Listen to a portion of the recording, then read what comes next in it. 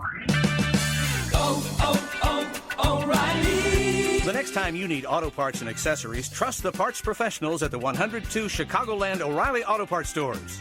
Our professional parts people know what it takes to get the job done right.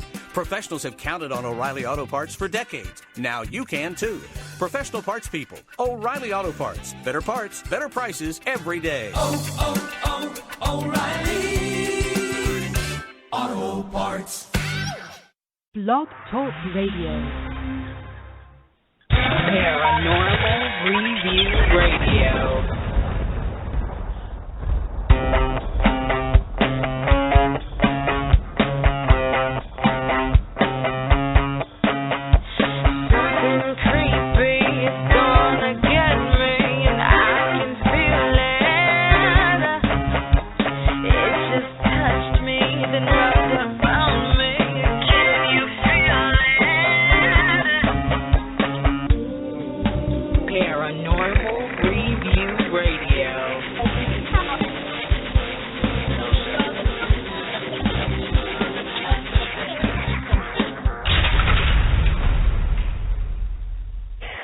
I can tell it's going to be one of those nights already.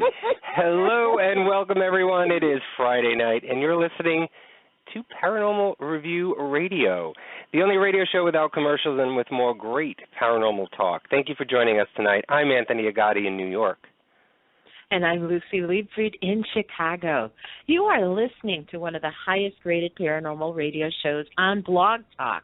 No bull, no lies, just a true platform for everyone to share their knowledge and experiences. When searching for the truth, good communication is key. Now, the phone lines are open. The call-in number is 661-244-9831. Our chat room is also open, so you can type in your questions or comments as well. Don't forget to like us on Facebook and subscribe to our YouTube channel at Paranormal Review Radio. You'll find more articles, blogs, and full show uploads.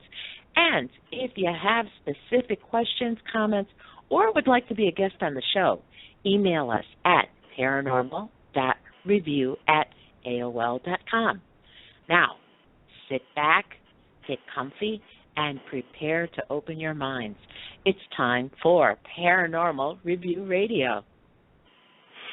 All right, guys and gals, last week Luci and I traveled to Cincinnati, Ohio, in the hopes of communicating with the spirits at the infamous Sedamsville Rectory. Well, actually, I've heard it pronounced Sedamsville.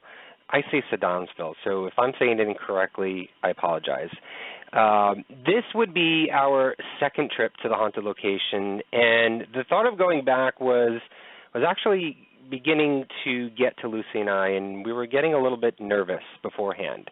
The last time we were there, we heard a man yelling and footsteps on the staircase, as well as all-around negative energy in this home, in this rectory. And as time drew closer to May 15th, I began to wonder if we would get anything at all. Maybe the house would be quiet that night that we went. Maybe it would all just be silent and peaceful. Well, that wasn't the case at all. The week before, as you know, we had done a lot of research on the home, the land, and the people that occupied Sedamsville well before the rectory and the church was even built, a time when the land belonged to the Miami tribe and the white men took it away. Since then, the curse of the land seemed to devour all hope for success in the town, as well as all hope for the souls present.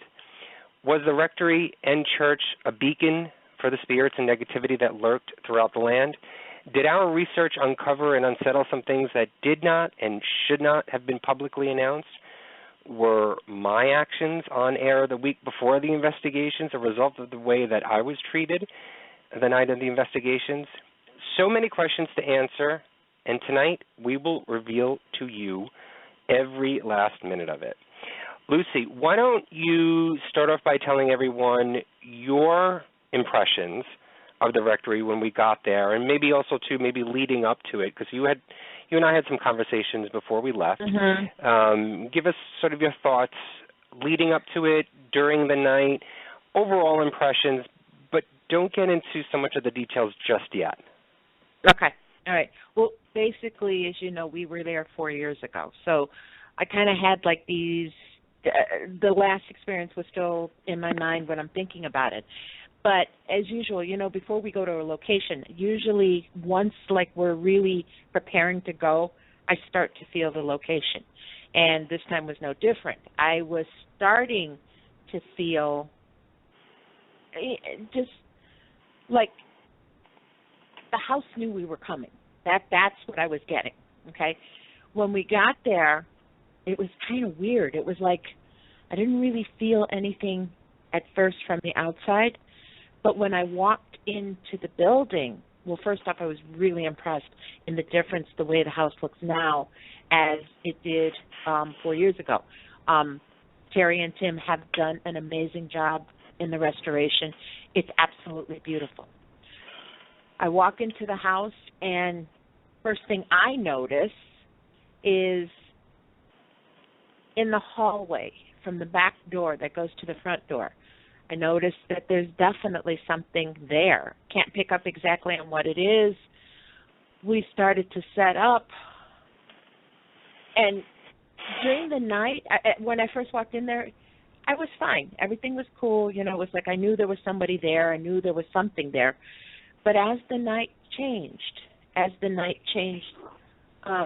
went on, those feelings were changing. Is that better? Put it closer to your mouth. Okay. I'm watching Anthony make hand signals. This is kind of like how the night went, okay? I want everybody to hear you. As the night progressed, I started getting more of like a dark feeling, more negative. And I had posted this when I came back. At one point, I actually remember thinking, I don't like this house. And I've never, ever, ever said that about any location. In fact, I don't think I said it the last time we were there. But for some reason, this time, it did cross my mind. I definitely remember saying, I don't like this house. And it was subtle. It wasn't blatant, but everything that happened, all the things that were going on, the feelings and everything, they were kind of like subtle. They were just kind of like easing their way into. There was nothing that struck me really strongly at first. It was kind of like, without thinking about it, all of a sudden it's like there. It's definitely dark. Definitely. I went in as usual, trying to be open and trying to feel what's there. But whatever's there, definitely this time, in my mind, really didn't want anything to do with me. It was all focused on you. It was all focused on Anthony. And that's the main thing that I got from that evening. Well, first off, I do want to say as well to Terry what a gracious host she was to us in getting this investigation going and secure and confirmed for us. She was so helpful. She actually allowed us to come a little bit earlier than normal and allowed us into the rectory, which helped us so much. You have no idea how much that helped us, because me coming in with 10,000 pieces of suitcases with equipment, setting up my DVR system, setting up the YouTube camera and everything else, and the Wi-Fi and all of that stuff, it takes a lot of time, and usually I don't get enough time to do that beforehand. And so we had so much time left over that we actually got to do a little bit of a pre-investigation before the actual live show on YouTube happened. So thank you so much, Terry, for allowing us to do that, and for being such a gracious host in that manner. We had so much fun in the home, and so thank you for checking up on us even afterwards and everything else. So thank you for everything for the evening. So with that said, I do want to say, though, that I really wasn't thinking so much. I wasn't nervous beforehand. I wasn't getting any feelings before I even left New York to go to. We stayed in northern Kentucky. I wasn't nervous at all. I wasn't feeling anything. I wasn't getting anything. And that's why I was sort of a little, maybe even feeling a little disappointed, because usually we feel something before going on a trip like this. Usually there's something that comes over, and then that sort of stirs up the excitement that, okay, maybe that I'm getting a connection already. And so I was thinking, okay, maybe there's nothing that's going to happen. So when we got there, when we got to Sedamsville and we went into the rectory, I think we did our initial walkthrough right as soon as we walked in. We brought in all of the equipment, put it into the kitchen, and just did a walkthrough of the entire home. We went upstairs first, went into the attic, went into the bedrooms, went into the front rooms, everywhere else. The last place that I had walked to was the basement. And as soon as I opened up the door,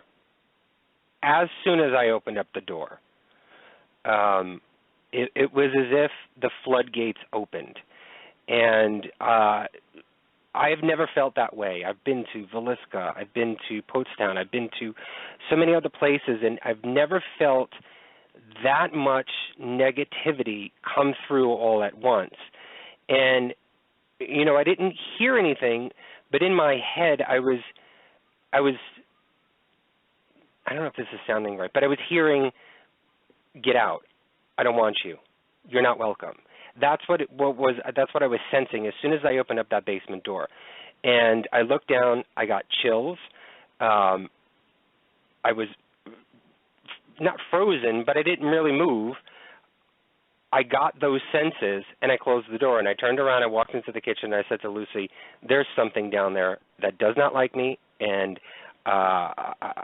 you're shaking your head. I did not like what was down there.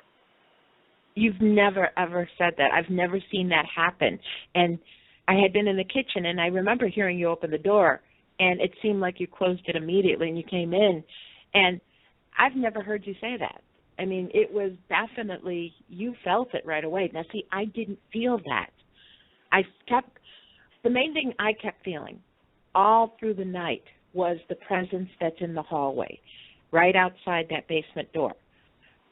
From every room that we sat, it was like I could sense whoever or whatever's there. And I felt that. Now, aside from the dark feelings, I mean, I did get some kind of like playful, like when we were, we'll get into it later, but when we were on the stairway, when we were doing the lights, the flashlight, it was almost like a playful sensation. But that's really about, I didn't feel that as much as I did the dark. And it was almost like I never felt threatened. I never felt, like you said, nervous. I never felt threatened. But it was like when you know something's there and you know I felt cautious. That's what it is. It's like you know there's something there and you know it's not exactly the best thing. So you kind of like tread carefully, and that's how I felt. It was a very different feeling that I had not for the home itself, but for that basement. It was a very different feeling that I had the last time that I went there. Last time that we went there in 2011, it was not like this at all. The entire home when we went there the first time was almost welcoming. Yes, there was negativity there, but it was almost as if they wanted us to come in so that they can show us whatever it was or whoever it was that was there. This time around, whatever was there, especially in that basement, didn't care who was in that home. They did not want to be bothered. They did not want to be seen, heard. They wanted to be left alone. That's the feeling that I got, that they didn't give a crap who was there at all. And there's throughout this show that we're going to present to you some of the evidence, well, some of it. We've got a lot of evidence. But after the investigation, and we packed up and left, and we went back to our hotel room, and later the evening, we got a message from Sedamsville in regards to something that happened after we left that has never happened in the home before. And we were sent a picture of it, and they actually have it on their Facebook page, that they were questioning us if we did it to the home first. That was the question. We'll get into that a little bit later. But that freaked us out, and that happened in the basement. And so it sort of validates my feelings for it, what had happened in the basement to me, which I'll get into, and what happened after we left the place, what happened in that basement.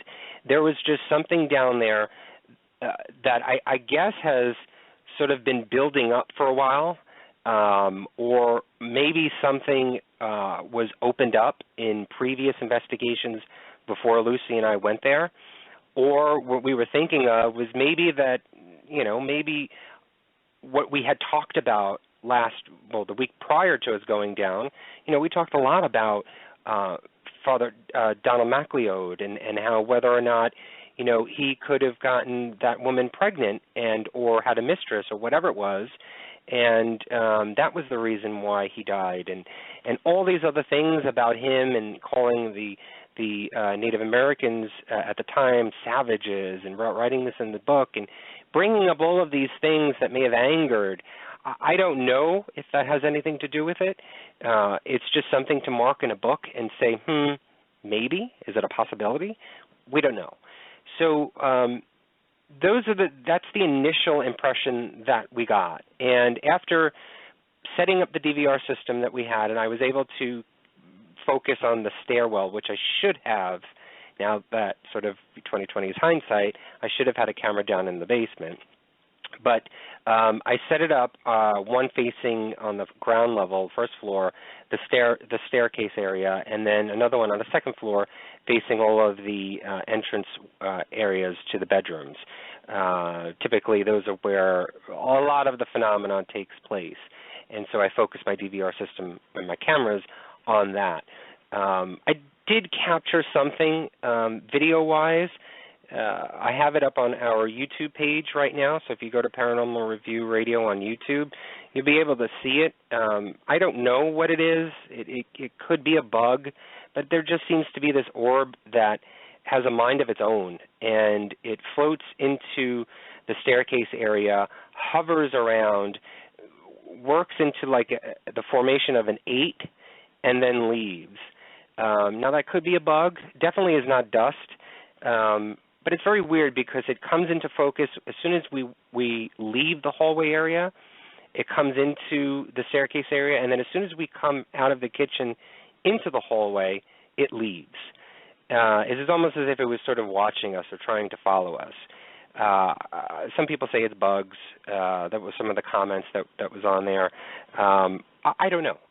It just seemed a little weird to me, a little bit different. And just to get to Luci, just to get to one of the questions, and he's not in chat anymore, but Paul had asked, did you all have dreams afterwards? Now, if you remember, Luci, I had very weird dreams. We fell asleep in Sedamsville, in the rectory, 5 a.m., I think it was. Was it 5 a.m.? No, it was before that. It was before that. It had to be like 4, maybe 3:30, 4. So 4, and then I think we woke up 5:36. Then I guess it was an hour and a half, 2 hours, not long. It was 2 hours. So it was about, yeah. And that's one thing that I have to say. This is the only location that I've gone to that I fall asleep. It happened to me the first time that I fell asleep in there. This time it was intense. I mean, where I was so tired. Now, I had massive equipment failure, and be it cheap batteries or whatever. I had 2 cameras that died on me. I had a recorder that completely just stopped. And that recorder was in the basement, right? Yes. Yeah, the recorder was going when we went down there. I left it in the basement. It stopped after 3 hours. And those recorders go like 12 hours at a time. This definitely stopped at 3 hours. 3 hours and 38 minutes it stopped. So I'm feeling that whatever was there was draining my equipment, was draining our energy because we fell asleep.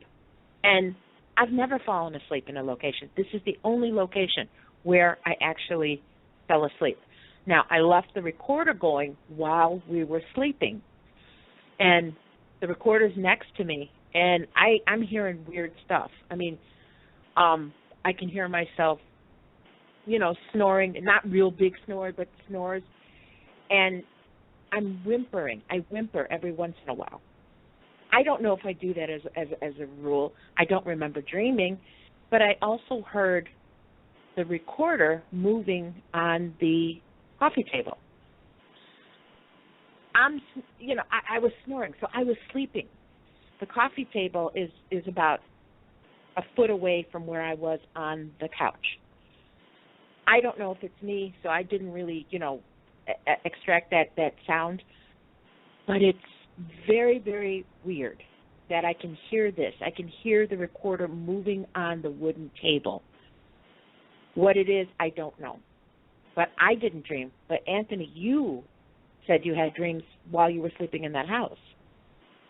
Yeah, I had very weird dreams while sleeping in that house. I thought at one point I did hear music playing or a television on or something in the other room where Luci was, because she was in one of the front room living areas, and I was in the other front room living area there, because there was one couch in one room and there was another couch in the other room, and we just passed out on those couches. We were actually conducting a quick EVP session in one room, and at one point we just got so tired, and you just rolled over and fell asleep on the couch, and I walked out of that room and just plopped onto the couch and passed out, and that was it.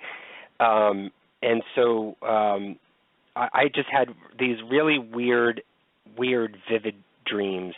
Then I had, when we went back to the hotel, I had, again, these very weird, vivid dreams again. Nothing freaky, scary, nothing, killing devil, anything like that. But they were just very weird dreams, and I haven't had any since then. But it was very strange, to say the least. It was a very eventful night, which I was very surprised. And it may not sound that way if you watch the live YouTube show. Really, nothing that much happened during the 2 hours and 29 minutes that we were actually live on the air, except for if you did catch and watch it, and if you were able to watch it back on, not archive, but on replay again, you were actually able to hear an EVP that Luci and I caught when we watched it again the next day. We did not hear this during the night, but as we watched the YouTube show, we were able to hear this whistling. Now, I can't whistle for the life of me, and if you watch it, Luci is playing right dead front center of the camera, so she's definitely not whistling. It's almost like a male whistling, but I can't whistle for the life of me. And if you watch the YouTube video, if you go to YouTube Paranormal Review Radio and click on the live Sedamsville investigation, if you go to 20 minutes and 45 seconds, I think it is, or 46 seconds, but I have it here. I have a little audio clip of it here, which I'm going to play for you guys now. We were getting ready to play an audio clip of something, and we were trying to figure out what do we play, and during the midst of us, Luci and I talking back and forth, trying to figure out what do we play, there's a whistling. Somebody is making a whistling noise. Now, it's just Luci and I in the home, and I did not make that whistle, and Luci did not make that whistle. So I'm going to play it now for you guys, just so that you can listen. But you can always go back in if you can't hear it here. And what I'm going to suggest, everybody, if you can, and I have to apologize first right now because I'm only, when you're on Blog Talk, I'm only able to test out the audio 15 minutes prior to coming on to the show live, because that's the only time that I'm able to get on here, and it only happens when I dial in to check the audio. And so some of these audio levels are not right, and they may not be able to be heard correctly. So I'm going to put these out on a YouTube video, and I'll put it on our Facebook page and our YouTube channel so that you can hear it a lot better. But some of these you can clearly hear, and some of these you may probably need your headphones for. So if you have headphones, please put them on and raise the volume up, and I apologize if your ears are going to bust because there may be a lot of static and back noise. But take a listen and let us know if you hear anything. So I'm going to play this first one, which is the YouTube whistle. And this, like I said, is 20 minutes and 45 seconds into the live YouTube show. And you're going to hear Luci and I talking. And I think this is right after, where's my notes? Okay, Luci says that the ovulus just said something, and then you're going to hear me in the back say, all right, I'm going to play, and then you're going to hear whistling. Then Luci interrupts that whistling and says, Anthony, just play the Lord's Prayer. I'm going to play it a few times, but you're going to hear the whistling regardless. Here we go. Okay. The ovulus just said something. All right. I'm going to play... Do your Lord's Prayer. All right, I'm going to do the Lord's Prayer.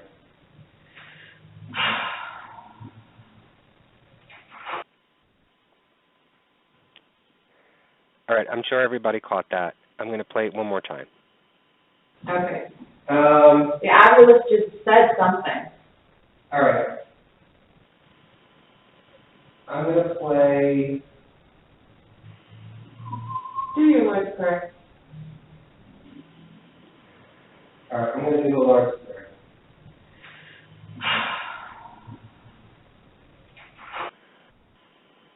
Okay, and that's on YouTube, so you guys can go check that out right now if you want.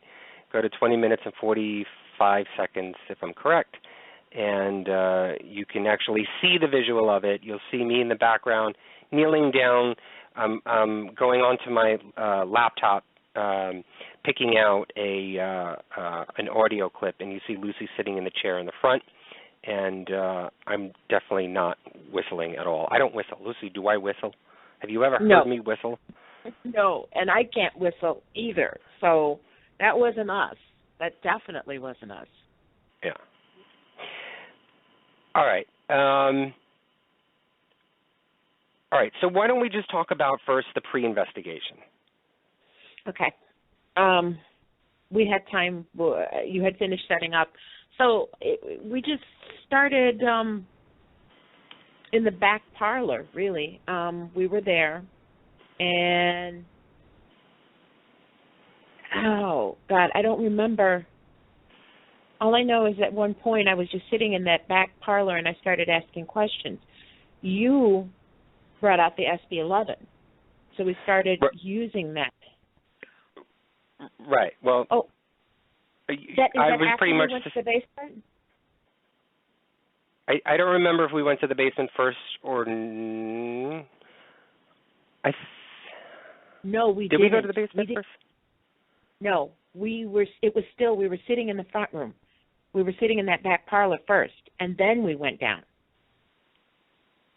Because I'm thinking about what the SP11 had said.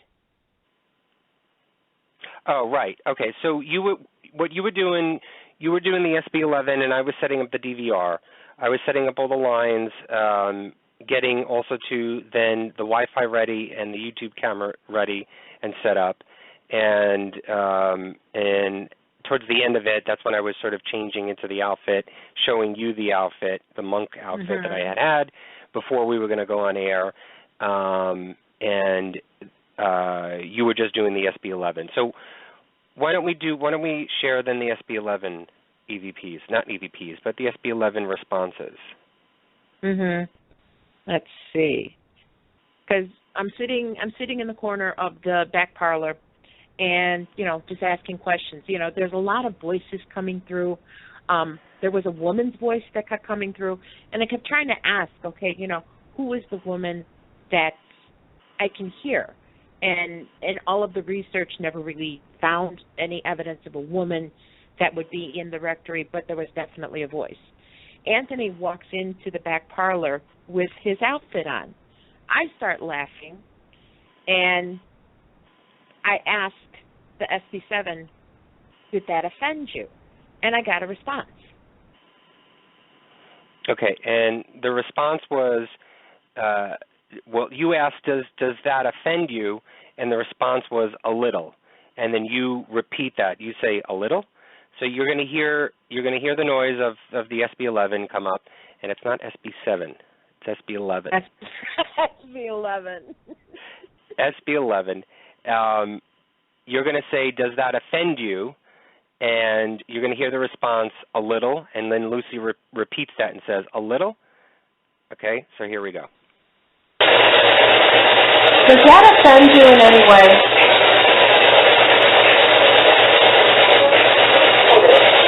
A little? Yeah.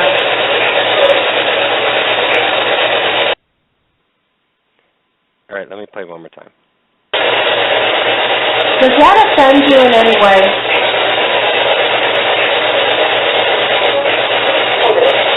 A little? Yeah.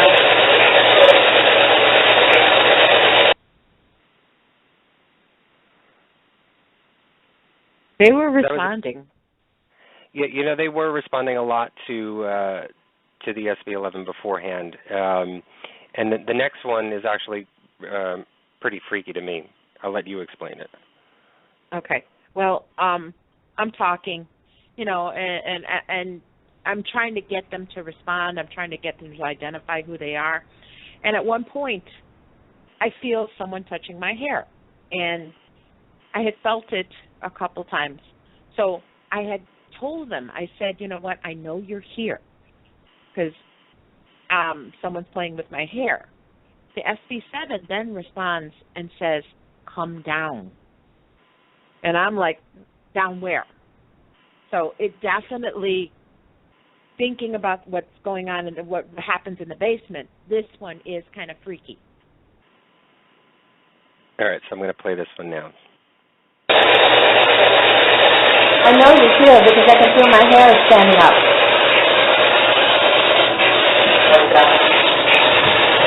Come down? Come down where? All right, let me play that one more time. I know you're here because I can feel my hair is standing up.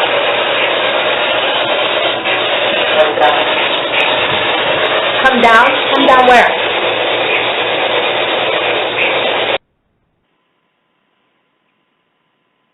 It wanted us to come down to the basement.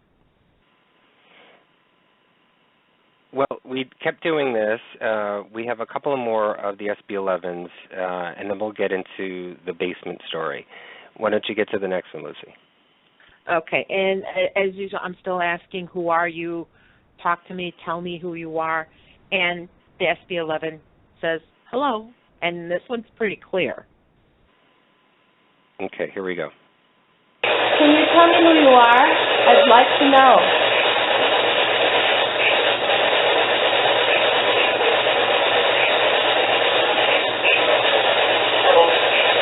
Hello? All right, I'll play it one more time. Can you tell me who you are? I'd like to know.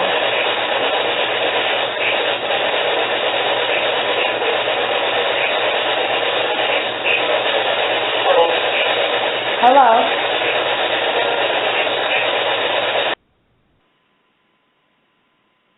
Now, very clear and distinct. Yeah, and it's definitely a guy's voice. Yeah. The next one, I'm asking, can you say my name? Can you say Anthony's name? And when I ask, can you say my name, the SB11 responds and says no. And this one is a little bit low. I'm not sure. Again, this is one of the ones when it transferred over to Blog Talk, you may not be able to hear this, so I'm going to play this a couple times.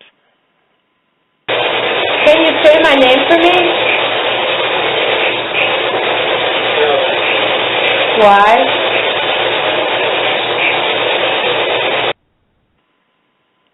think you may have heard that one. Let me play it one more time. Can you say my name for me? Why?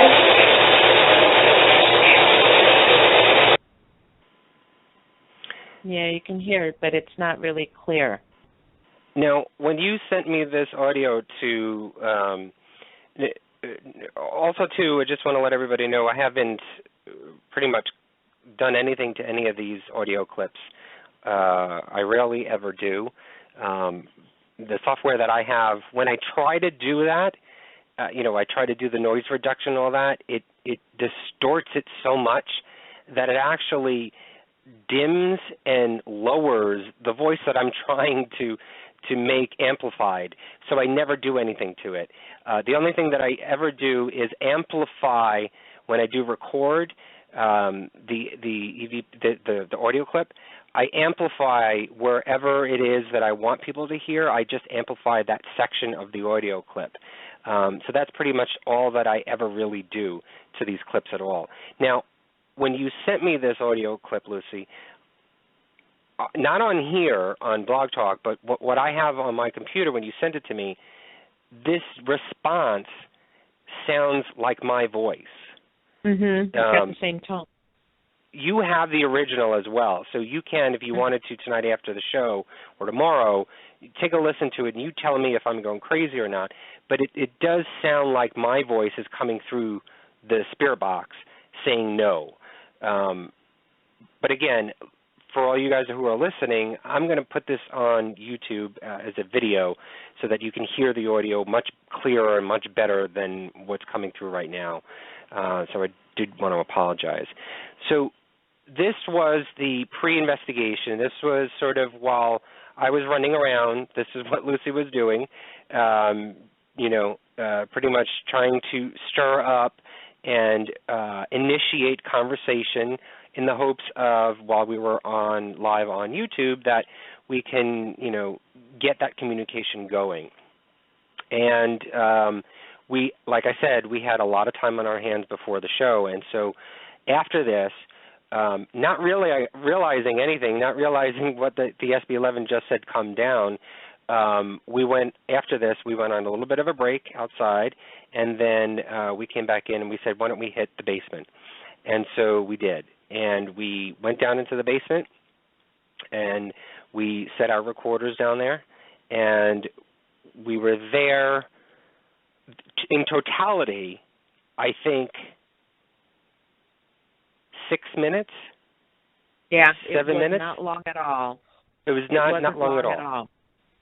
And to be honest with everybody right now, that's the entire time that we were down in the basement. We never went back down. Now, you never went back down. I went back down at the end of the night to get my recorder, but you never went back down. Right, I went back down to get mine as well, but that was it. We never went back down to investigate. We never spent any more time in that basement. No. I don't know if this has any reason for it. I don't think so. Maybe subconsciously it did, but when we went down to the basement, we decided to do a little pre-investigation. And we walked into, when you go down the stairs into the basement, there's two ways that you can go. There's three ways, but there's two main ways that you can go, to the right or to the left. To the right area is a wood-paneled room where supposedly is where they have, this is where the dog fighting happened years ago. And in the room is where there's still a dog cage in there, and there's some shelving with like old tools, and there's cement buckets in there. There's a mirror on the wall. There's some chairs and other tchotchke little things, right? To the left is pretty much what I consider what a basement is. That's where the stone wall is, stone floor is, water heater, old tool bench. There's some wires hanging down. There's an old sink there. I think there was old boards there, or something. I can't remember, but it's all stone wall there. That's the basement, what I consider basement part, right? So we first went to the right, and we went into the wood-paneled area, and we went down fully forced with video cameras and audio recorders. We went down to the right, started to talk to whoever was down there. I don't know, were you feeling anything, Lucy, when we were down in that space? No, I wasn't.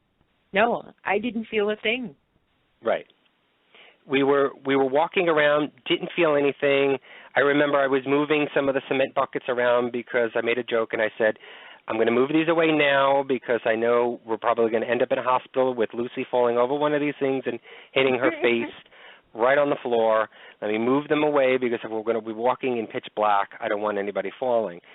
So I moved everything that was sort of on the floor that could be a tripping hazard to the side and to the perimeter, and started to just do a circle around the room with my camera. Wasn't feeling anything. So I then just walked over to back towards the stairs and then back to the other side where the other part of the basement is. And Lucy was sort of staying in that one room, the original room that we were in.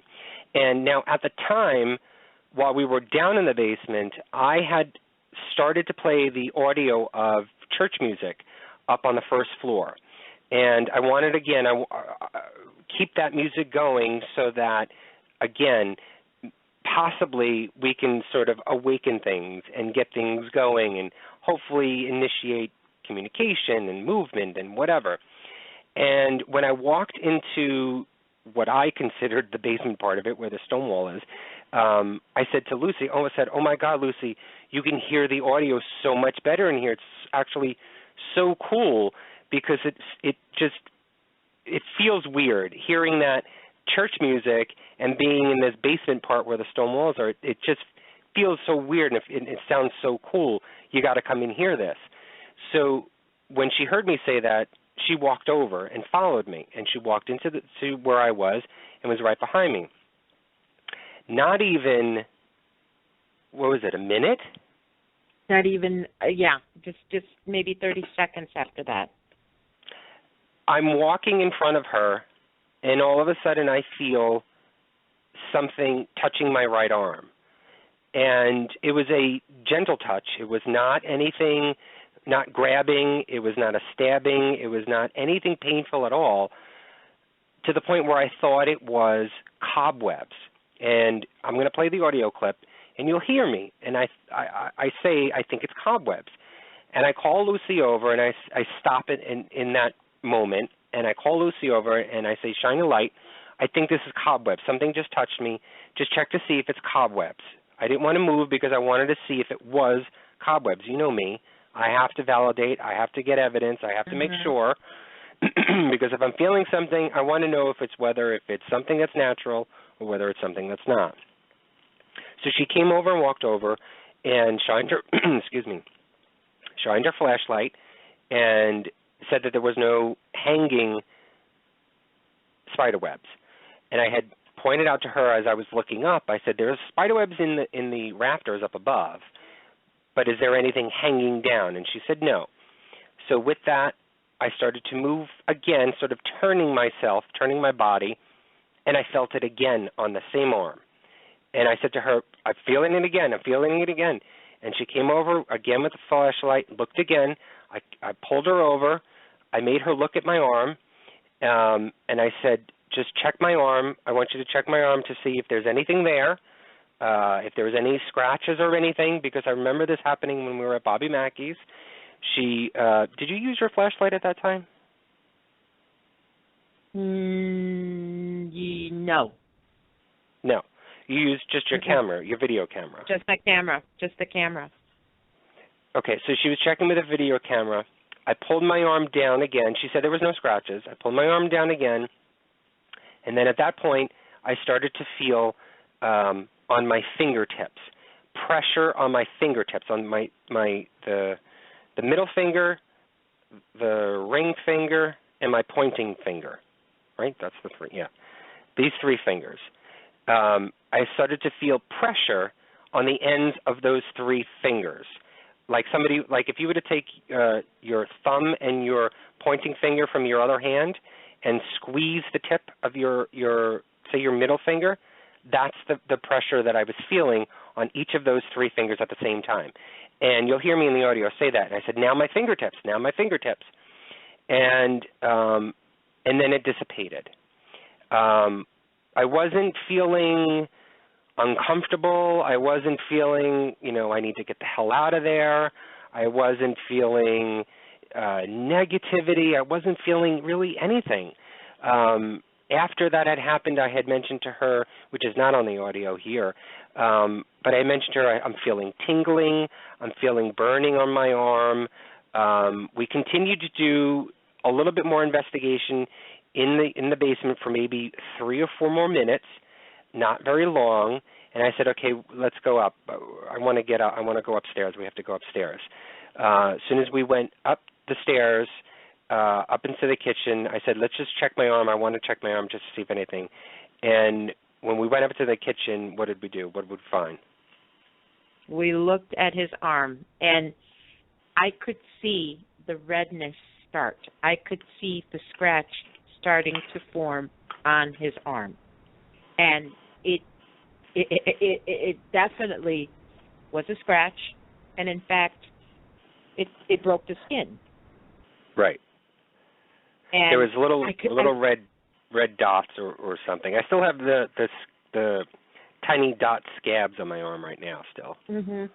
But the thing that was so weird about it, when I had been down in the basement and looked at it, and unfortunately I used the camera, which was on IR, so you can't really see any color.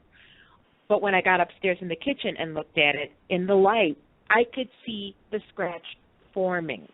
And it got red. And I saw the skin break, and he definitely got scratched. He had gotten scratched. And I'll post, I have a picture that I took, I think it was the next day. I took a picture of it, which I can post on our Facebook page just to show you. But in the midst of all of that happening in the basement, as I was calling Luci over to check my arm and I was, explaining what I was feeling, we caught an EVP. And we caught a nasty EVP in which I think whoever this is responsible, I believe, is responsible for doing whatever it did to me because of what it actually is saying. And the EVP, the male voice, let me find it on the board here. The male voice that's speaking in between all of this is saying, "Get him." Now, that would allude to one spirit telling another spirit to do something, or it could be saying that this one spirit is saying that he's getting him. Maybe this spirit is telling Luci, "I'm getting him." I don't know if it is in fact 2 spirits or multiple spirits, or if it's just one sort of communicating with us or Luci saying, "I'm getting him." But I'm going to play it for you. It's actually, this is the actual audio clip is really creepy because you hear the church music in the background. You hear Luci and I talking, and you hear the whole commotion of me talking about feeling something on my arm and all of this other stuff, and then you hear this male voice EVP come over that says, "Get him." I think this is the most creepiest things that we've ever recorded because of all of those factors put together. So I'm going to play this a couple of times, so take a listen to this. And it's about 53 seconds long. Put your headphones on now if you've got them, and enjoy if you like this stuff. Something just touched my right arm. Who touched Anthony? Hold on. Come over again. Oh, I do have to say, though, the EVP voice comes over after Luci says, there's no scratch. If you hear Luci say there's no scratch, wait a couple of seconds, and then you'll hear the EVP voice come over that says, "Get him." Something just touched my right arm. Who touched Anthony? Hold on. Come over again. Just shine your light over here and just see if there's any cobwebs. Come closer, come closer. Nope. I can't see. Nothing dangling? I see cobwebs at the top. Nothing dangling.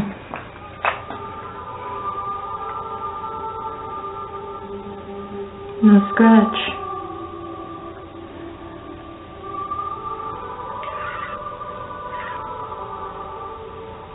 There's Right nothing here. dangling. Right here. Who's here? Ooh, now my fingers.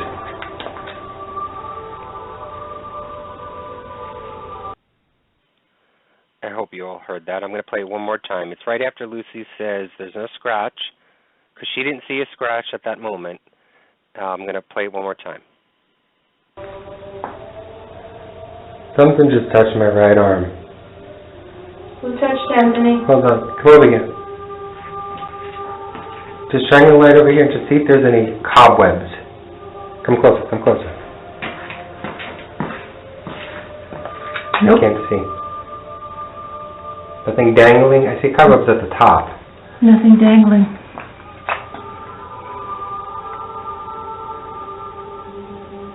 No scratch.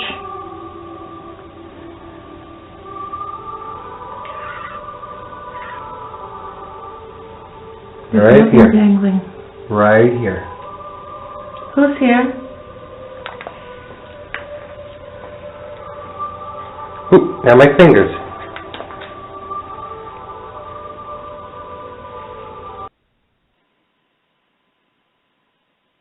That's one of the I got most goosebumps.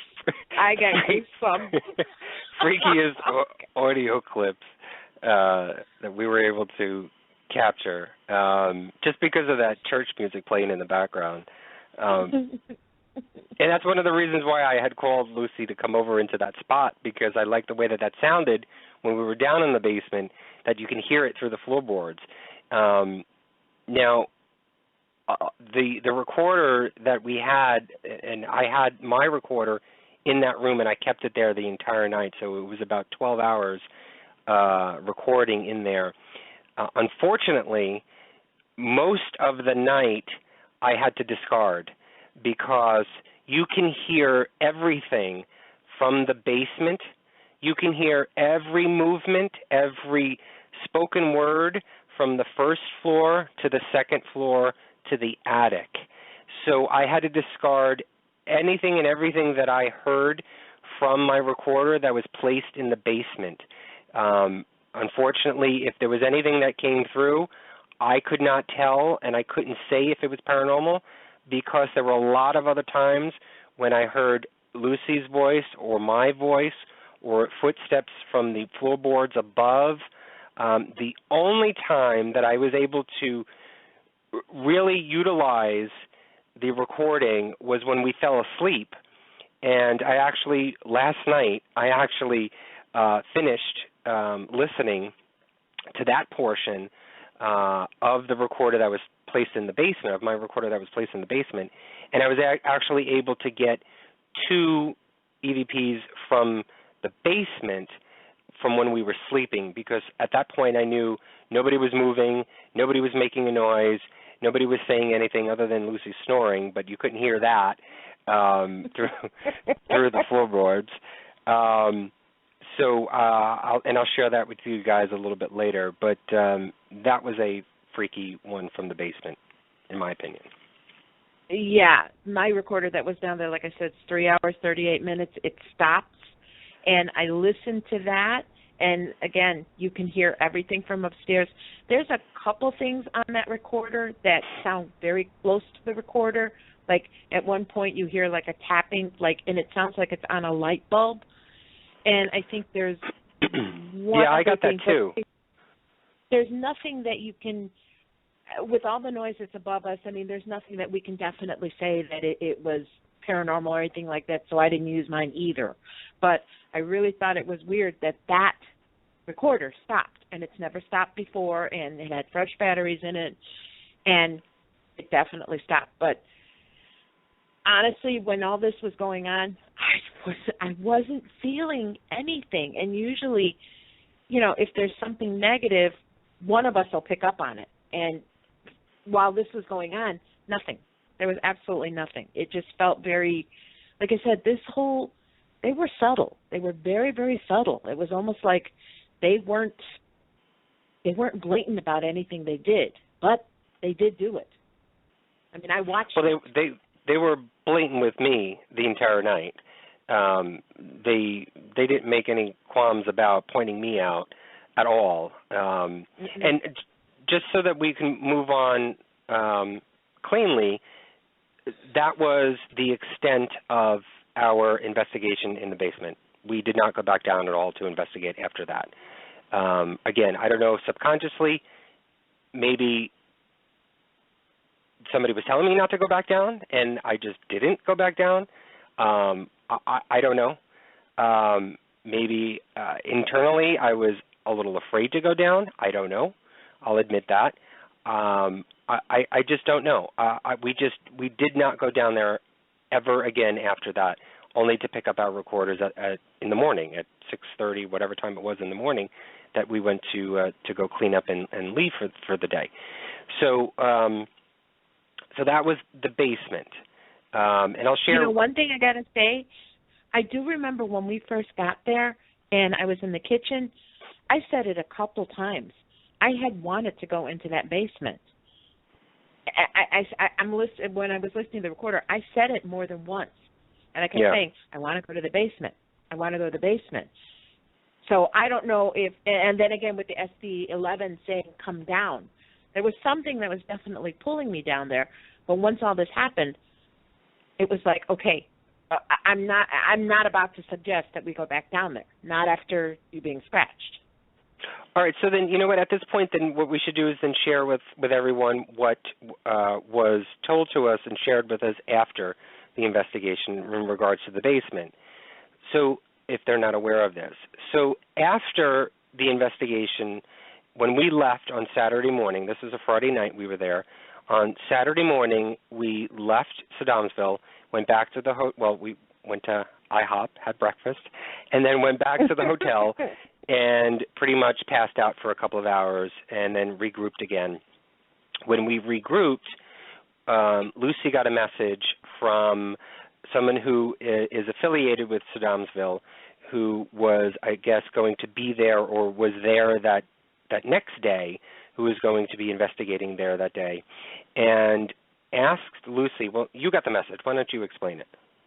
Okay, no, it was at the end of the night on Saturday after we had been out and about all day, and I opened up, Facebook, and I get this message, and the message is, we know you were there last night. Did you guys spray anything on the dog cage? And I'm like, no, we didn't spray anything. We don't do things like that. The message continues, well, there's a strange occurrence going on. Pause.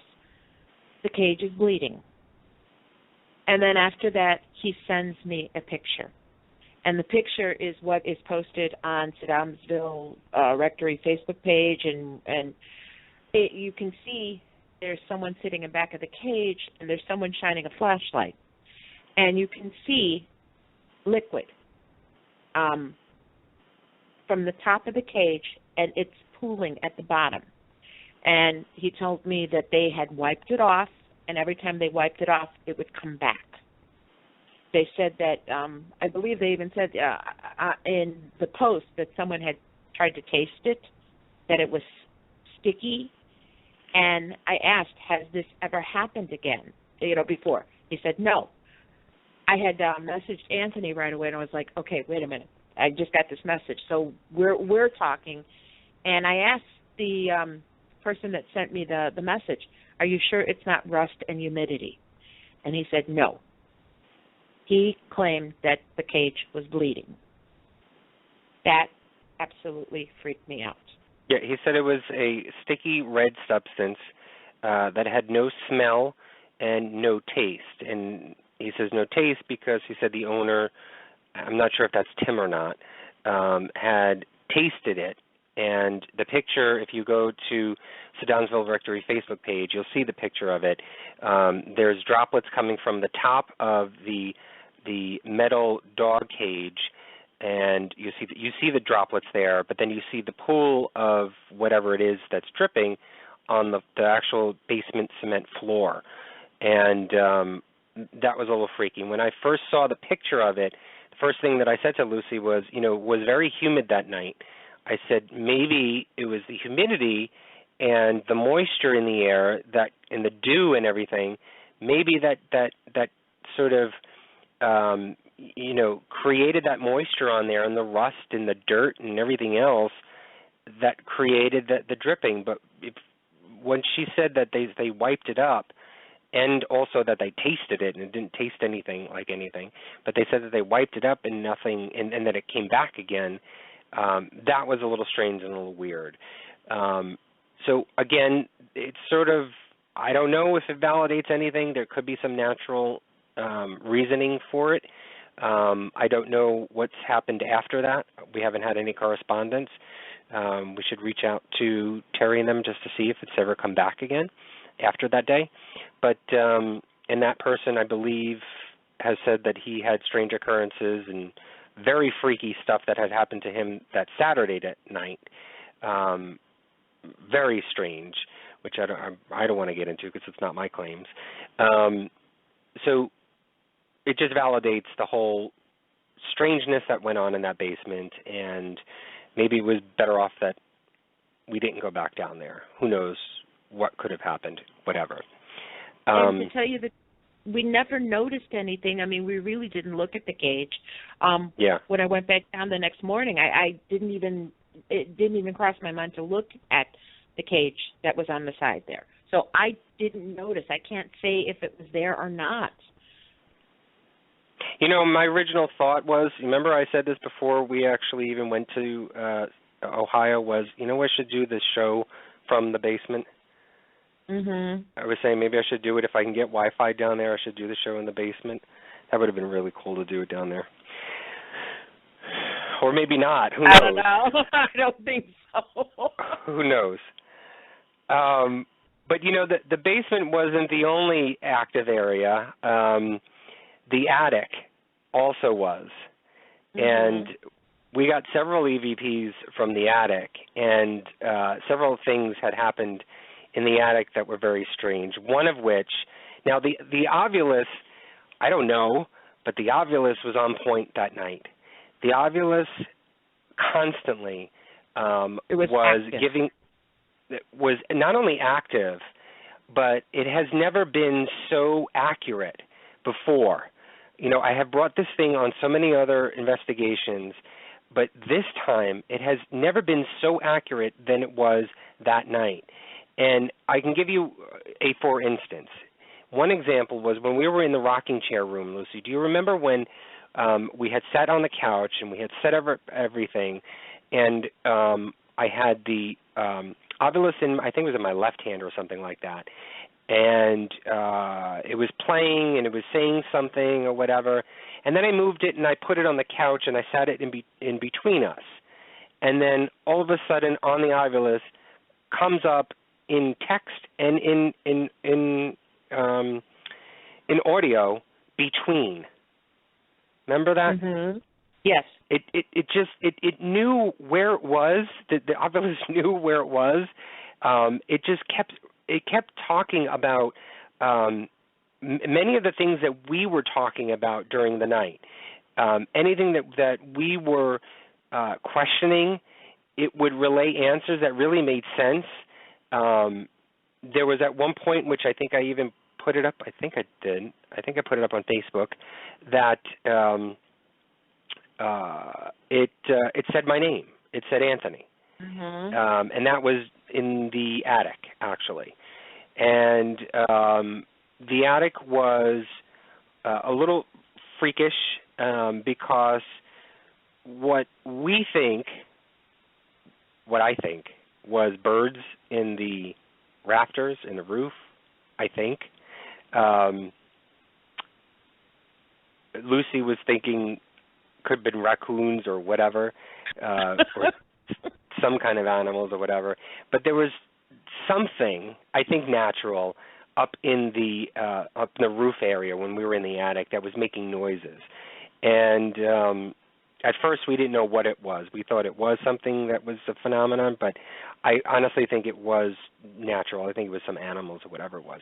Anyway, so when we were in there, the first thing that the Avalos did was call out my name, and we started to ask a lot of different questions. We even went into, because the attic was, I think, supposedly used as a school in the past, and we started to play some audio of kids, like ABC songs and stuff like that, to see if we could conjure up some childlike spirits.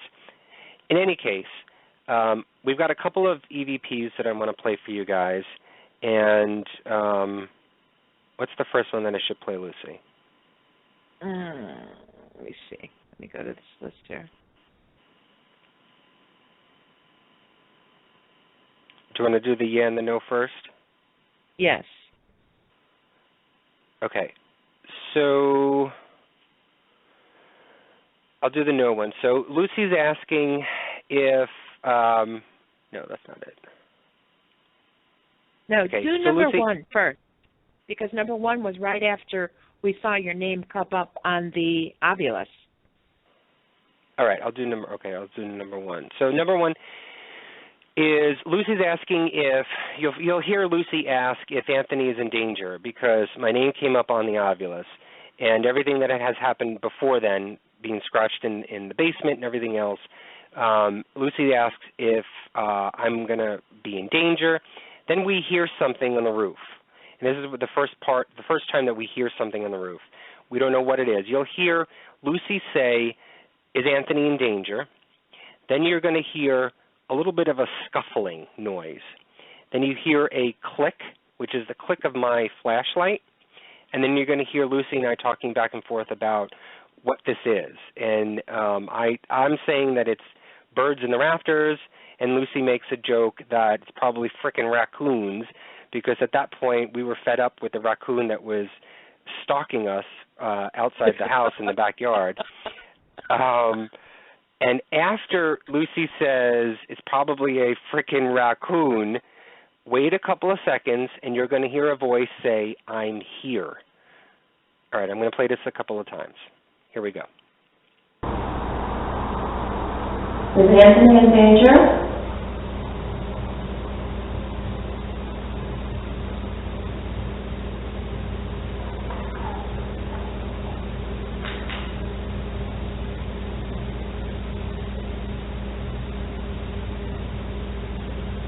Is that bird? I don't know, but it sounds like some kind of animal. Could have been birds in the rafter.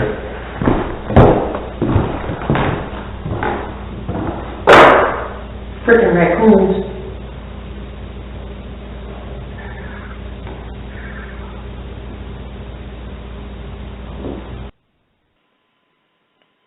All right, right after Lucy says it could be friggin' raccoons, it's right towards the end, you'll hear it say, "I'm here." It's a very low whisper voice. Is Anthony in danger?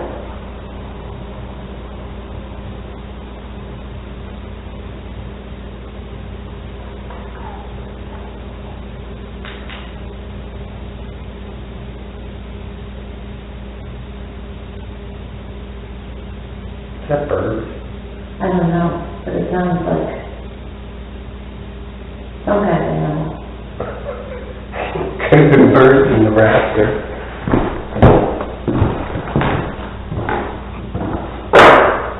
Freaking raccoons.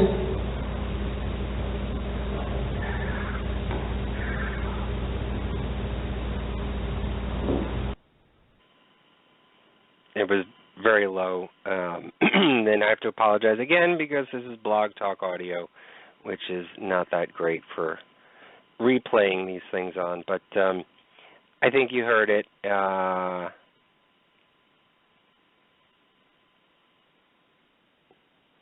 Where should I go to, Lucy?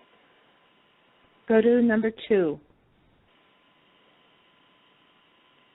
Okay, so we're still in the attic now, and we weren't really getting anything at this point. Nothing audible to us at the time.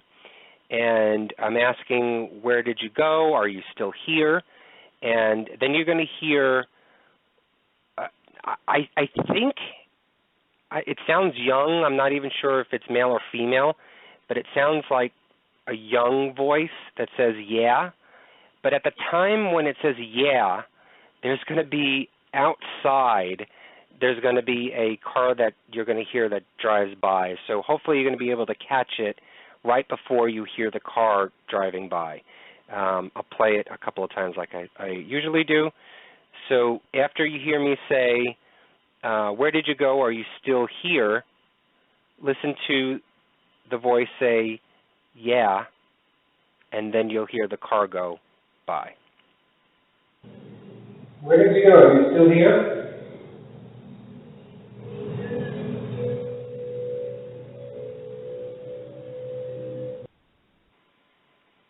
I'll play it one more time. Where did you go? Are you still here?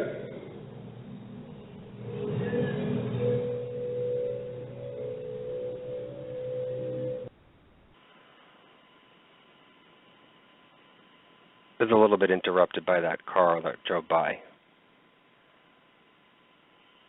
Now, this next one is also in the attic, and Lucy, this one's yours, right? Yeah. Because after a while, it was like we had all this going on, and then all of a sudden, the atmosphere just seemed to go like dead, like there was nothing.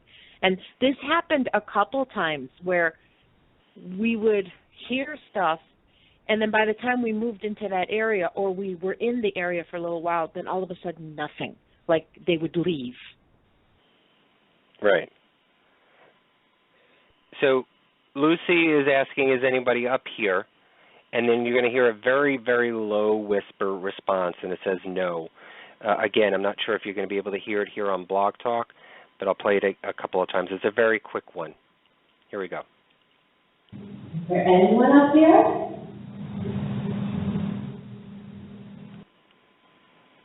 I don't think you caught it. Let me play it again. Is there anyone up here?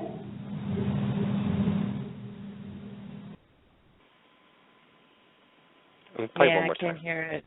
Let me play one more time. Is there anyone up here? It's like, no. It's very, very low. Mhm. But it's funny how they respond no. It's like they're playing. No, they definitely did not want to. They didn't want to be bothered. They didn't want to be bothered.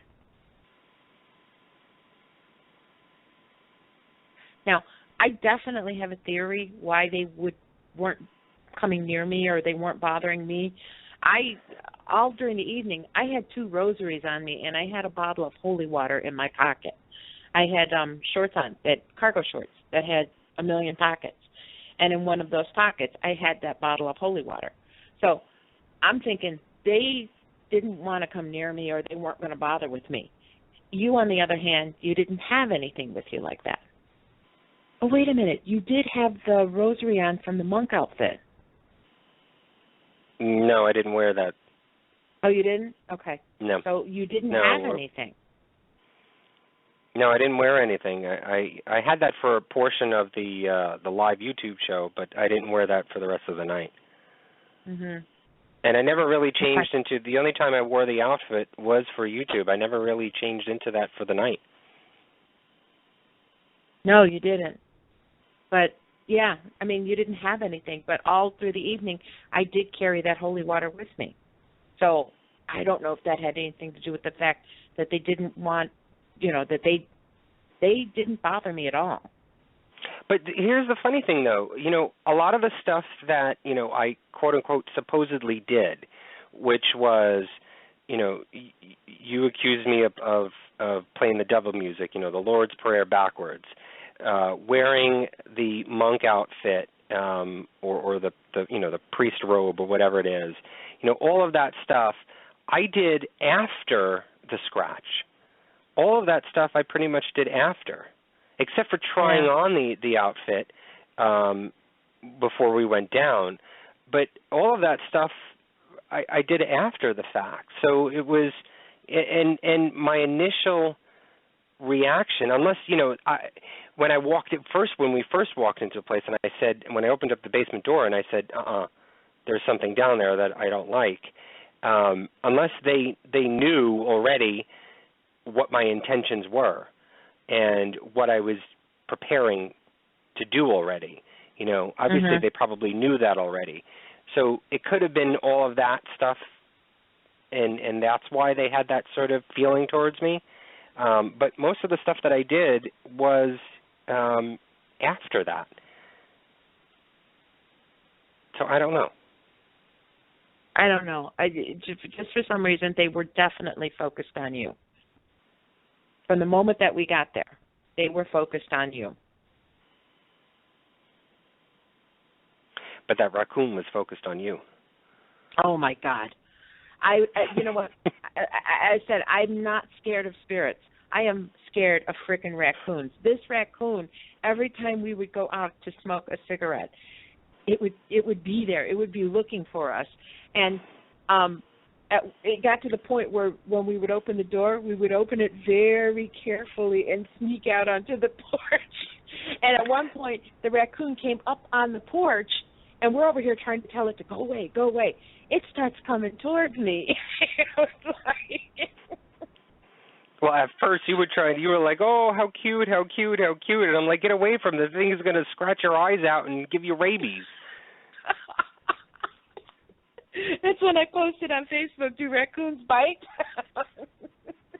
Yeah, and people are like, yes, you dummy. I'm a city kid. I don't know. We got two more. The ones from the basement? The ones from the basement, which you really can't hear, but I have the one from the stairs also, too, to play. So the one from the stairs... Okay, so this is... Okay, so this was after YouTube. We went up to the second floor, and we did a long session in the room with the rocking chair and the suitcase. Did a very long session in there. And we weren't really getting anything. Say again? Well, the Boo Bear we had the Boo Bear in there, and the Boo Bear was we reacting. did everything. We had everything in there. Boo Bear, we had Ovilus, we had the flashlight. We were just trying everything and anything. We had the SB11 in there, which the SB11 was doing pretty good. We tried to do the text-to-talk. That wasn't working. We tried everything and anything. We broke out all the guns for this one to try and see what we could do and what we can capture. And we were up there for a good amount of time and decided to leave there and, again, go outside and brave the raccoon. And as we were leaving the second floor, we were walking down the stairs, and I was ahead of you. You were behind me. And why don't you tell us about that? Okay, well, we're coming out of the creepy room. Anthony has already gone down the stairs. Me, I'm a little bit slower. My knees hurt. So I'm coming down behind him. As I'm walking down maybe the first 3 or 4 steps down. No, actually, I had gotten halfway down. I could hear and I could feel. You know, when you feel someone stepping on a wooden floor, sometimes you feel the pressure. It's an old house. The floors are creaky. I could feel someone behind me. I could hear the steps behind me. So I called down to Anthony and I say, wait a minute, there's somebody in back of me. And at that point, I stopped and I asked who it was. You know, I said, we're coming back up because we had left the equipment in the room. And this is when, Anthony, we get the EVP. Because you had gone downstairs, you were down in the hallway, and you said, oh, it's cold down here. Yeah, there was a considerable difference in temperature from the second floor to the first floor. Now, that day and that night was very hot and humid. We actually had the air conditioner on up until we went on live on YouTube, and we shut everything then off because it was very, very hot. And it was humid, very humid and sticky outside. And so I don't know what time of night this was, maybe early, 1 o'clock, 2 o'clock, I don't even know. So it really wasn't cold outside. And so when we walked down from the second floor to the first floor, I noticed a considerable difference in the temperature, so much so that I announced it to Luci, and I said, wow, it's cold down here. And it was cold so much that I was actually, folding my arms and rubbing, that's how cold it was, right at the foot of the stairs. And before I say that, though, and before Luci says, wait a minute, hold up, or something like that, you'll hear it on the audio, which I'm going to play for you guys, we catch an EVP that says cold. It's very strange and very weird. It's a very deep voice and very quick, and it just says cold or cold.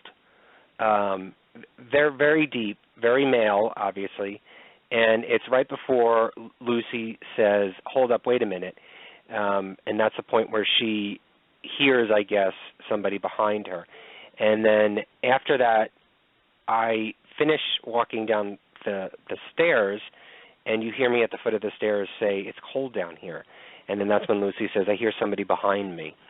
So I'm going to play this one for you guys. It's about 50 seconds long. Take a listen. You'll hear. I don't think you'll have trouble hearing this one. Here we go.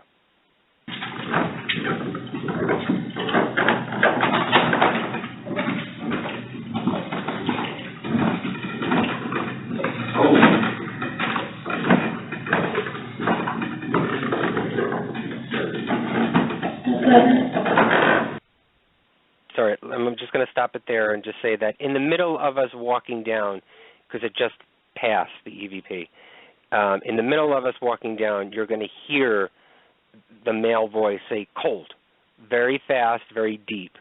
So let me play it again.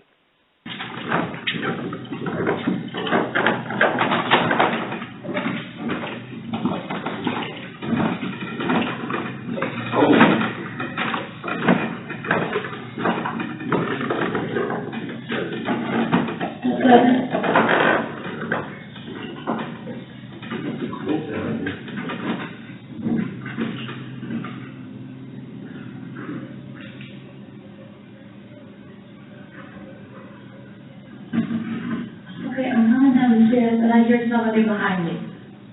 Upstairs? Yes. On the landing.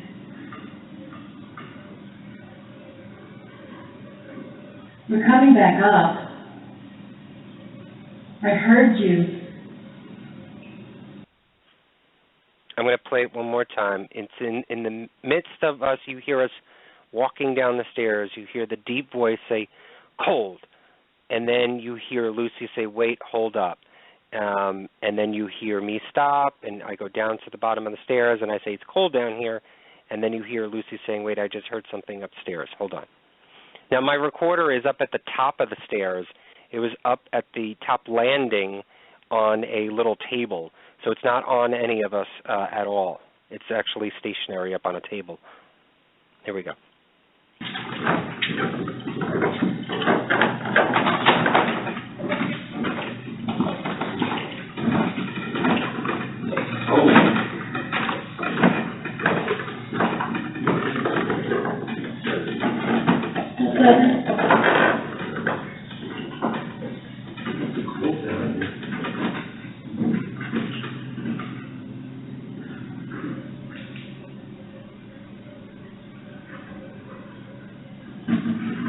Okay, I'm coming down the stairs and I hear somebody behind me. Upstairs? Yes.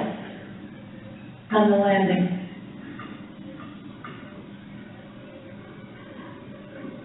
We're coming back up. I heard you.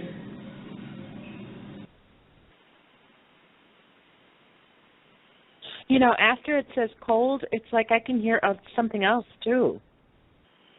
Yeah, I don't know if there's weird footsteps in that. But again, the both of us are on the stairs walking down, so I don't know. But it is, I can hear that voice. It's a deep voice that says cold. And it's funny because right after that, then you hear me at the bottom of the stairs saying, it's cold down here. It was very cold. It was very weird because it wasn't like that earlier in the night. No, it wasn't. Or even before we went up the stairs to go up there to do that session. You know, I kept feeling cold down at the bottom right outside the basement door. That's the one spot that I heard. And definitely I hear the cold, but I hear something else past that in between all the steps down. I can give it to you if you want, and you can take a look at it. Yeah. It's this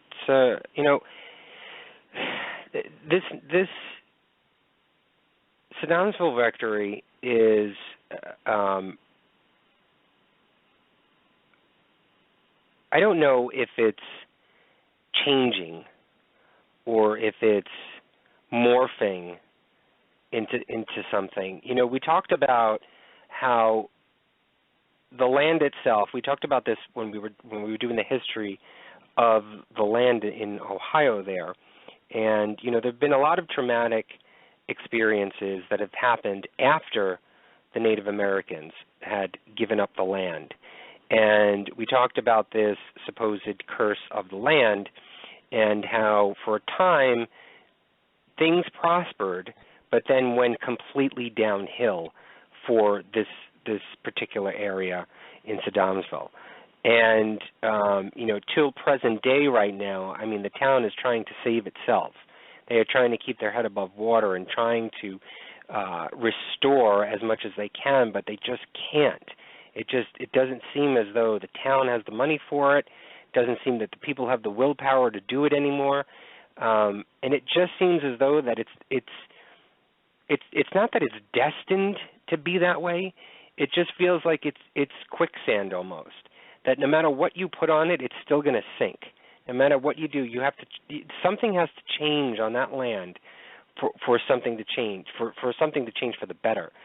But I think for some reason, Sedamsville, no matter how much you may want to try and cleanse that place, I think it's becoming a beacon for a lot of the horror that's been going around in and around that town. You know, I've read a lot of news articles.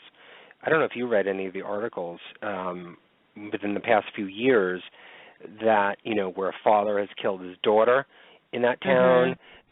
There's been a lot of, you know, really traumatic, and not that stuff doesn't go around and doesn't happen in every other town in America, but, you know, could any of those things after the fact, or if anything has gone on in that area and on that land after the fact, are those then spirits then being attracted to this place? Is Sedamsville attracting some of the negativity in the surrounding areas? You know, could there be even a connection with Bobby Mackey's, because Bobby Mackey's is not that far away? You know, is there something that is creating it to become this, and I hate to use the word vortex, but a vortex for it, where it is just attracting more and more negativity because of this curse on the land? And is it then manifesting and creating a home? Is it settling there and creating different haunts? You know, we talked to Sharon Coyle a while ago, and how she always used to say that there's more and more spirits that seem to come to Rolling Hills Asylum all the time. And, you know, she doesn't know where they're coming from or how they're getting there. But I apply that sort of same theory to this. Is it an attraction? Or are there more spirits, either negative or good, coming to this? Now that the church is sort of closed off, there's no human communication now allowed to happen in the church. So that could be now a sanctuary, a safe sanctuary, sort of, for these spirits to go to, the good spirits. And now this rectory is left to have for the I hate to use the word evil or demonic, but it could be that negative. For the dark. I don't know. For the dark, well, yeah, see, I like that word better. I thought about it after we left there, and one of the things that I definitely, it is changing. It's definitely different than the first time that we went there. It is definitely darker. I will go as far as to say it's probably, in my opinion, the darkest place that we've gone. That I definitely feel. But one other thing that I was thinking about, okay, what would invite darkness? Now, when we got there, we had done the research with the Native American and the land and stuff. I wasn't feeling any of that. I wasn't feeling any of the Indian or the really ancient things that transpired. Everything I felt was like contemporary. It was things that have recently happened.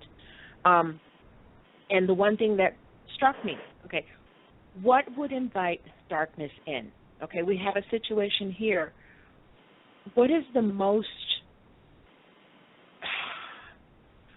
one thing that would open up that door? Well, we have a situation here where allegedly priests who have taken a vow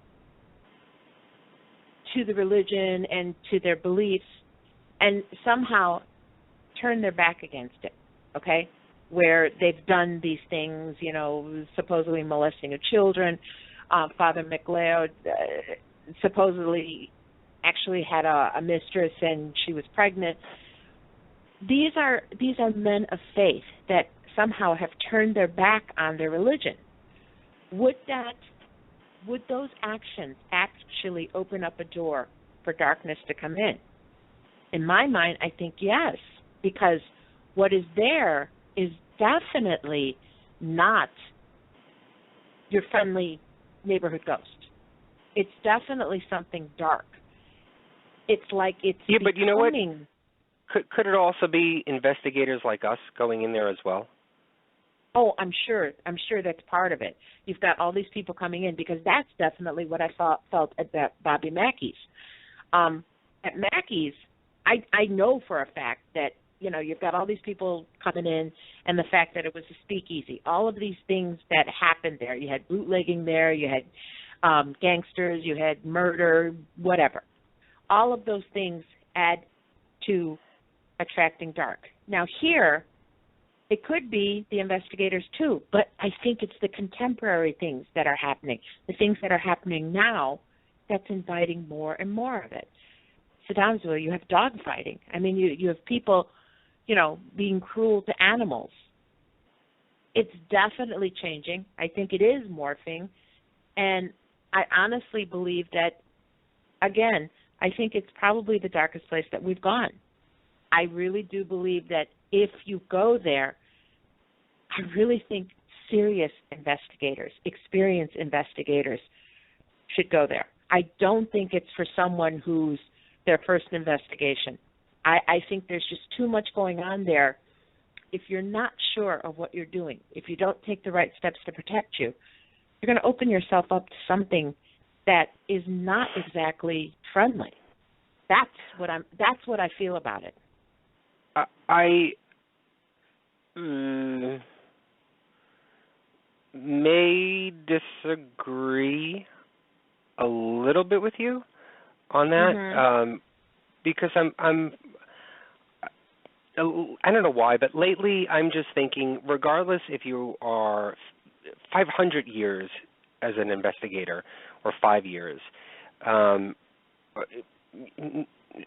nobody has a real answer. Nobody has real experience. Nobody has, just because you've done it X amount of times doesn't mean you're a pro, or doesn't mean that you know what to expect, because, there are things that happens that I've heard all the time, that, people that have been in the business, but people who have been doing that for 20, 30 years say, you know, oh my God, this thing happened and I've never had that happen before. So there are new things that happen in the paranormal to people all the time.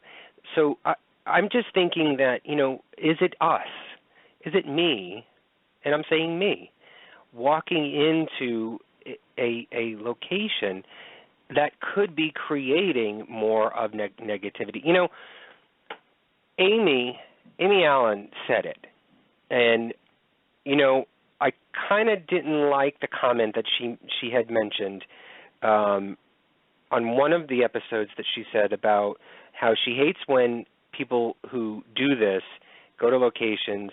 Why don't they just leave the dead alone and stop the communicating and stop bothering them and, you know, whatever. And I kind of disagreed with her at that time. This is, I think, a year or two ago. And I said to myself, well, you know, we're trying to communicate. We're trying to find an answer or whatever. And I was trying to justify what we do. But, you know, now I'm thinking maybe we are causing more doors to open and more negative energy to come through with what we're doing, because we're showing more of an attention for it and therefore more of an attraction, and with more attraction comes more energy. And so therefore am I causing it? Is what we're doing causing it? And so back in 2011 till now, I'm just thinking all of those groups that have gone in there could, I'm not saying that they did anything wrong, but just because they communicated, could they have unintentionally started to open up more doors to more things that we did not want to come through, or create more of this, you know, beacon light, so that more of the spirit's good and bad can come through? I don't know. No, I agree. Think of it that way. Think about it this way. You've got a pool of water that's completely still, and you bring a boat through, and the boat stirs up that water. So anything that's at the bottom may come to the top. You have different groups coming in night after night. The more they come in, the more energy that is there. Yes, whatever's there is probably going to feed off of that. So by just being there, yes, maybe we are inadvertently stirring up what's there, giving it more energy to manifest, giving it more energy to make itself known. And again, too, you know, going to Amy, when someone goes in, when you go in and they can feel that you're aware of them and that they can feel that you're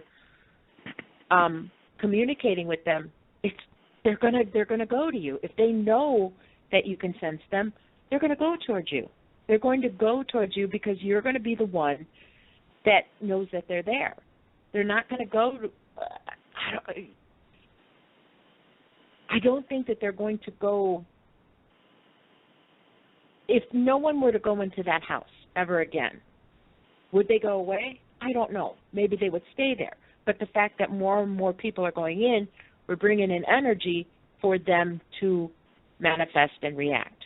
So, yeah, it's a possibility, yes. You know, there's also the idea of, you know, we've always talked about this even before, too, about thought forms.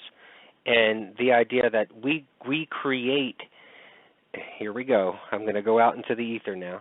We create reality. You know, our minds create our own reality. And so is the energy that we are manifesting within ourselves, manifesting the energy within that dimension?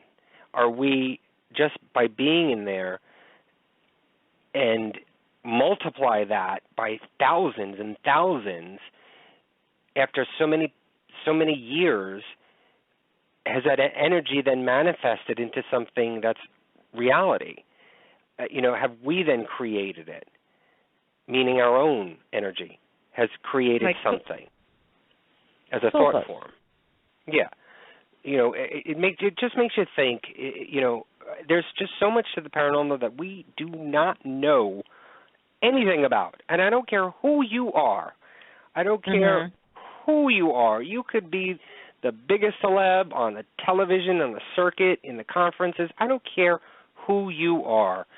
You do not know anything about the paranormal. Nothing.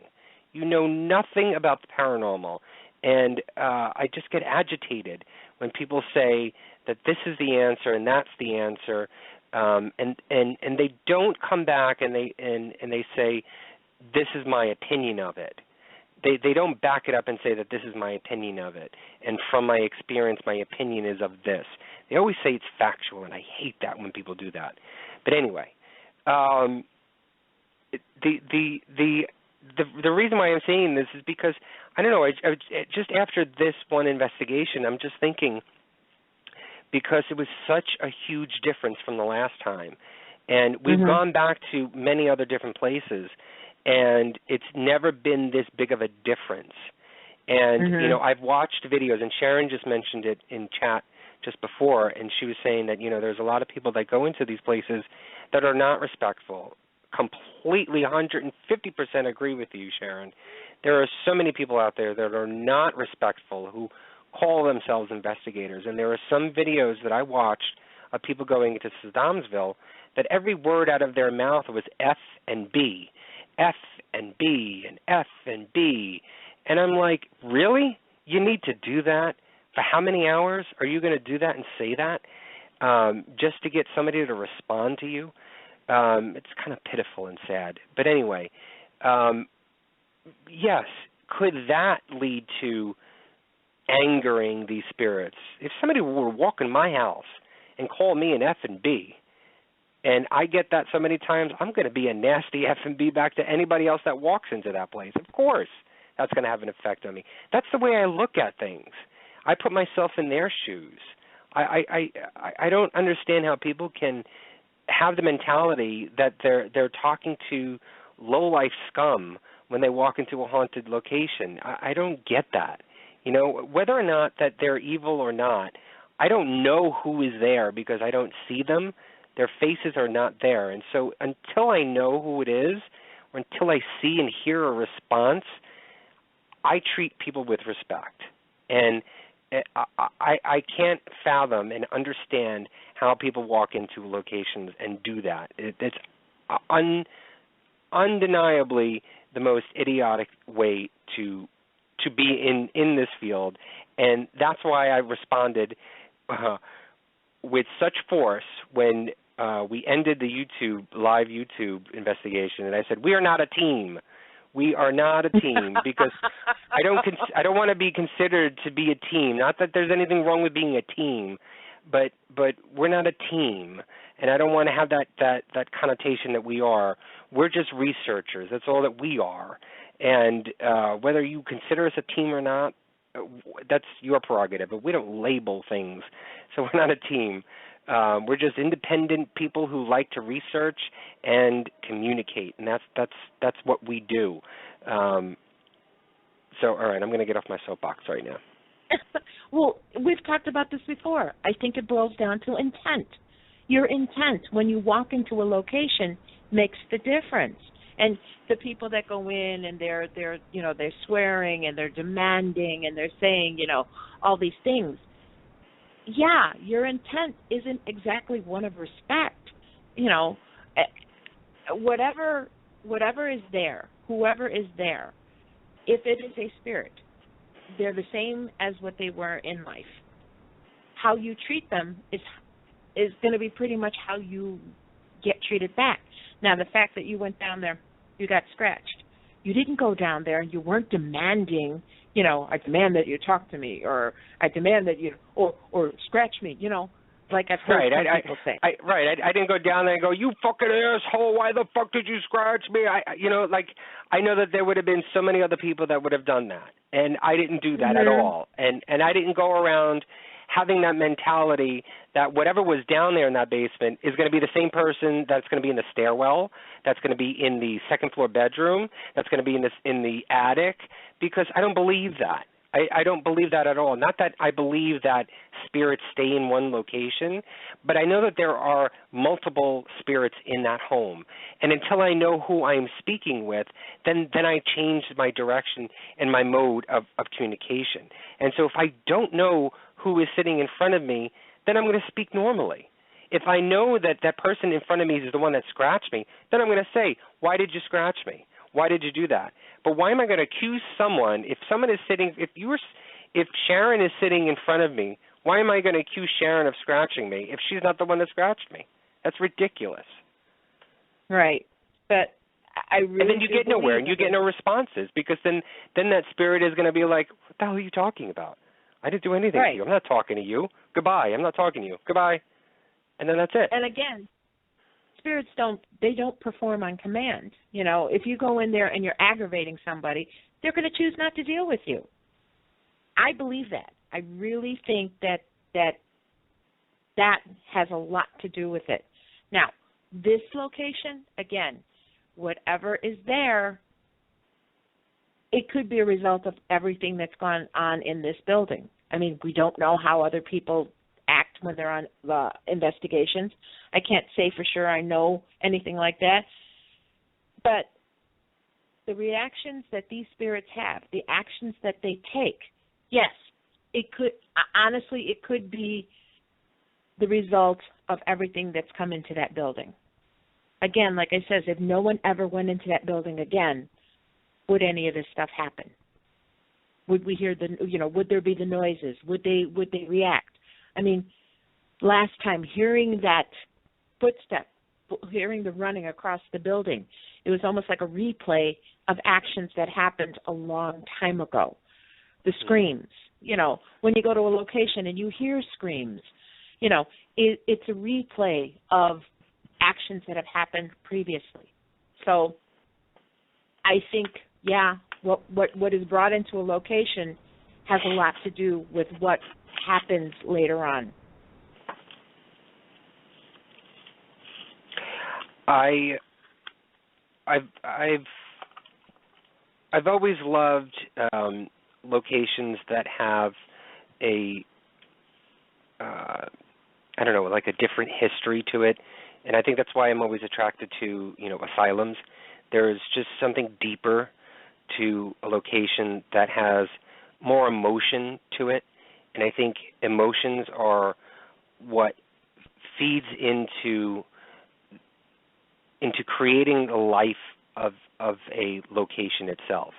And that's why I've always loved asylums, because I think they are full of life, completely full of life. It's just the stories that they hold are immeasurable. And Sedamsville is one of them. Even though it is not an asylum, and it's not just the brick and mortar itself, it's the land there. And, being right there by the water, supposedly water is supposed to be this conductor of spirits and conducting all of that and bringing that forward. And so with that, the history of that land, the stories that we've uncovered and learned about, the trauma and the drama, the Native Americans, the trials and tribulations of the people for the last 100 or 200 years that have happened on that land, there's a lot of heart and soul. And to me, that's what makes a really great place to learn about and to try and communicate with. And I think this place has a lot to say and a lot to reveal, I think. I think it still has a lot more to reveal. I think there's so much more to be said that we don't know about. I think there's a lot of pain, even from our first investigation. There's a lot of pain that has not been released. And I know that there's been, priests that have gone in there and I'm not sure if there have been shamans that have gone in there to try and cleanse it, but to try and show the light, I guess, for lack of a better term, to the spirits there where to go so that they can move on.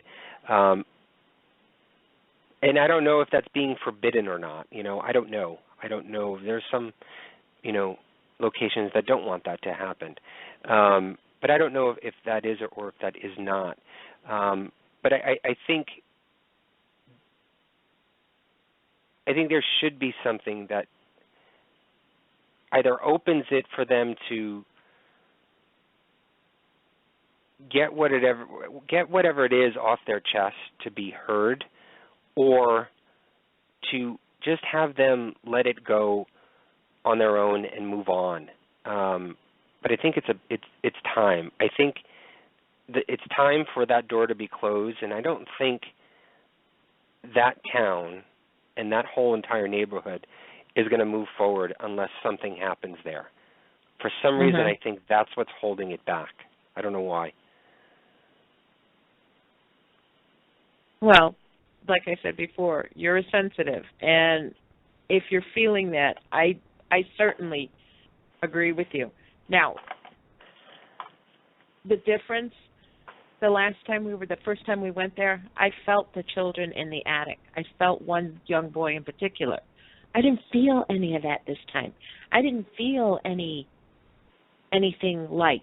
Now, we did the light session on the stairway. There was something that identified itself as a puckwudgie. That was probably was the lightest moment of the whole evening. Other than that, everything that I felt was dark. It was definitely dark. Not to the point where I never once felt threatened in there. I never felt like I was in danger. Yes, I was worried about you because they were focusing on you.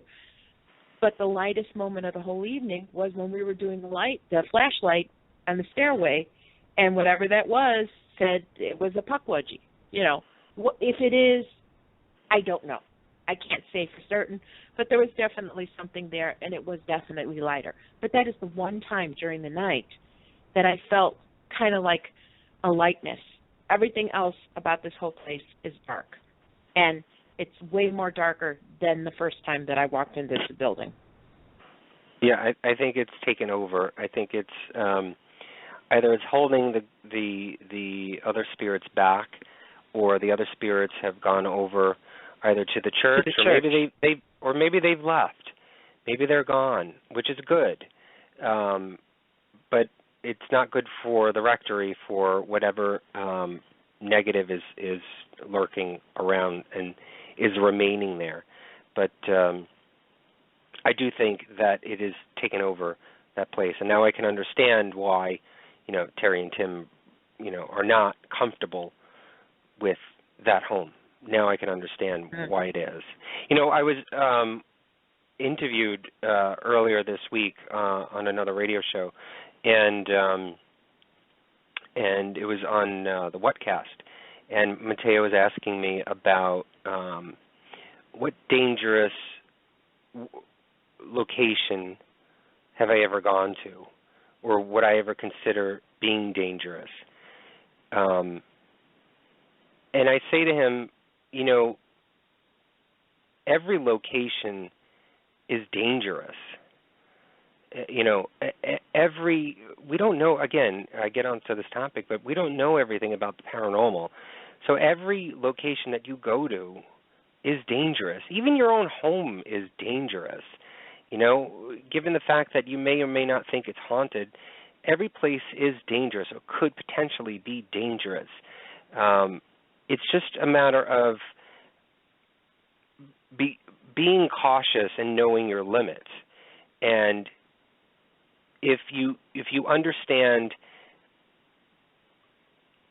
who you are and your feelings, and if you can understand how you are and you can understand your limitations, then I think you can be a better person, and you can understand where your dangers are and what you can handle and what you can handle. I had mentioned to him that, we used to have a certain bishop on the show who we don't have on anymore. And, we got into a little bit of an argument because of the fact of us talking about exorcism and how that it should only be done by high-level priests and blah, blah, blah, and all this other stuff, and how it's very powerful and it's very dangerous, and those are the only people that should be doing it, and blah, blah, blah, blah, blah, blah, everything else. But yet this same bishop and this same person of the highest priestess level is at ghost hunt conferences and leading ghost hunt investigations and welcoming 18-year-olds and above into these locations that are considered to be quote-unquote dangerous, and welcoming them in with open arms like it's nothing. And I'm like, it's okay to say that it's dangerous to remove a spirit and an evil entity from a body, but it's not dangerous for an evil spirit or an evil entity to come into your body? Is that what you're telling me? Is that what it is? Okay, then. That's the way that you sort of want to live your life and teach people, then that's fine. To me, anything is dangerous. Is the same person that's teaching people to become demonologists? Correct, yes. Yeah, so okay. That just doesn't make sense to me. This whole thing doesn't make sense to me. But anyway, everything is dangerous. And so when we're talking about Sedamsville, I can label it dangerous. It's just any other location. I can name going to Walmart dangerous. I can name it Walmart dangerous for other reasons, but going to Walmart could be dangerous. There could be spirits there as well. There could be anything. Yeah, I know. It is dangerous. But there could be danger in anything that you do within the paranormal. It's just you have to make sure that you understand your limitations. You have to understand your feelings, your thought patterns, everything about you. You have to understand yourself before you go into it. And I think I'm talking too much. I'm sorry.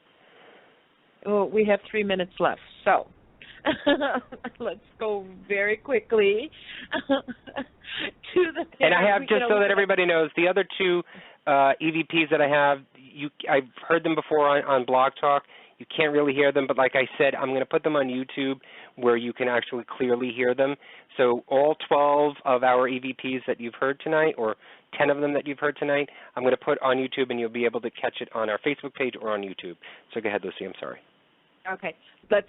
Very quickly, let's go to the Paranormal Review Radio Fan of the Week. This week it is Gavin Kelly of Paducah, Kentucky. He is the founder and CEO of 3CGFX Animation Studios, founder and lead investigator of Fantastic Ghost Hunters, and a member of the Superfans. Congratulations, Gavin. Thank you for being a fan. Yeah, Gavin, thank you so much. That's actually pretty cool. 3CGFX Animation Studios. Don't forget, if you want to be a Paranormal Review Radio Fan of the Week, just like us on Facebook at Paranormal Review Radio. Well, there you have it. Sedamsville Rectory is a location that lives up to its reputation as one of the most haunted locations around. It's full of spirits, both dark and playful, and many strange and frightening things happen within its walls.